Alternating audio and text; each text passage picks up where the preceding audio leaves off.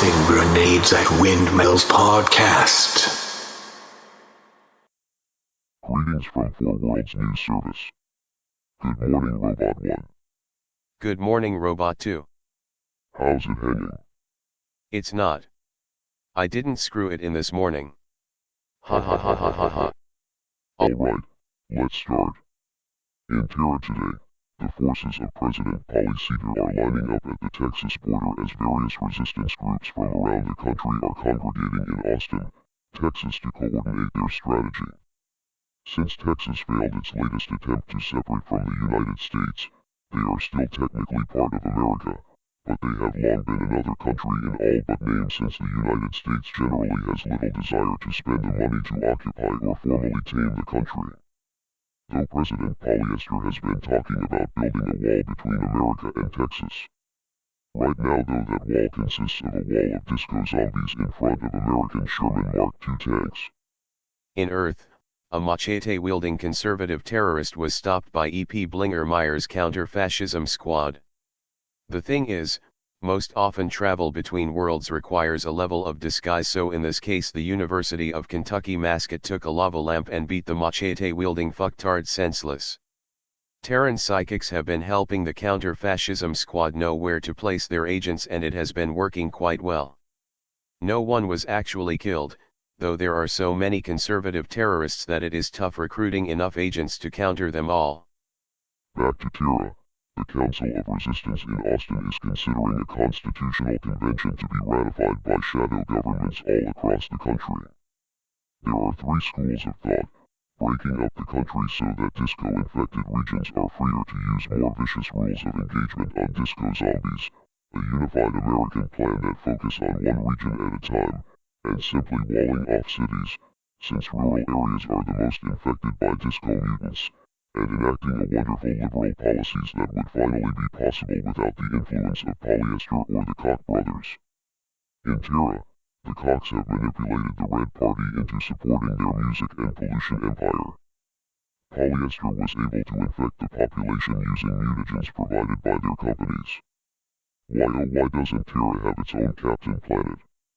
We have action heroes but not superheroes. Damn shame that.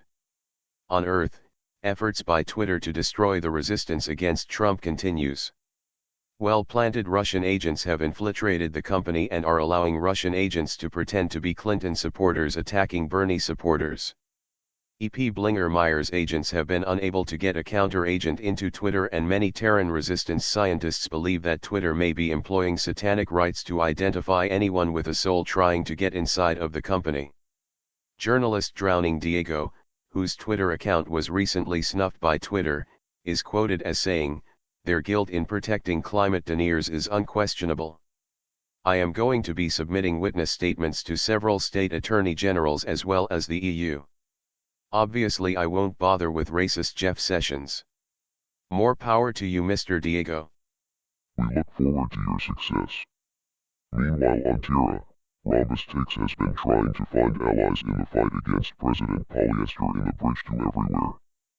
He has found them. The largest group is a group of expatriate mercenaries from Mana.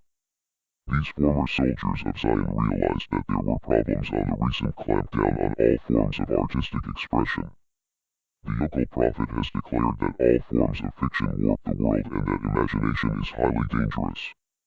This is actually the truth in Mana, but the draconian measures that they use stifles all form of creativity except fan fiction about the Book of Ether.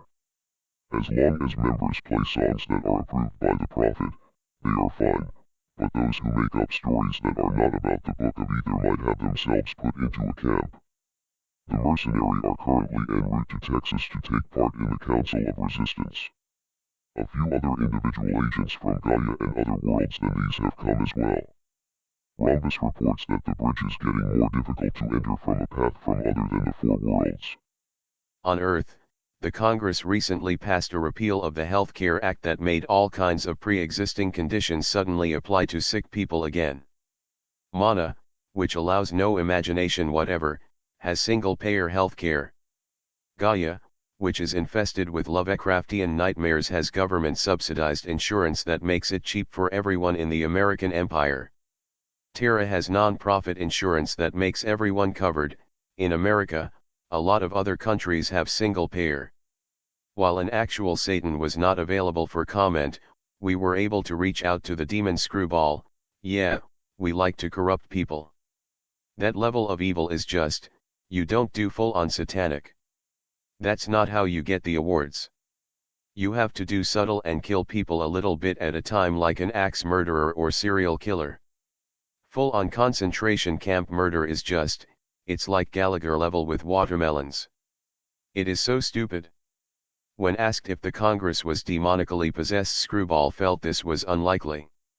Demons are evil, but we're about getting people to convert to Satan. We don't want to just, destroy everything like a gang of nihilistic thugs.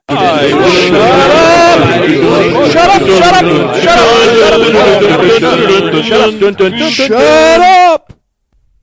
Copyright 2017 Red Anvil Amalgamated LLC. For more of this and other worlds, visit redanvilcreative.com. To fight the forces of evil!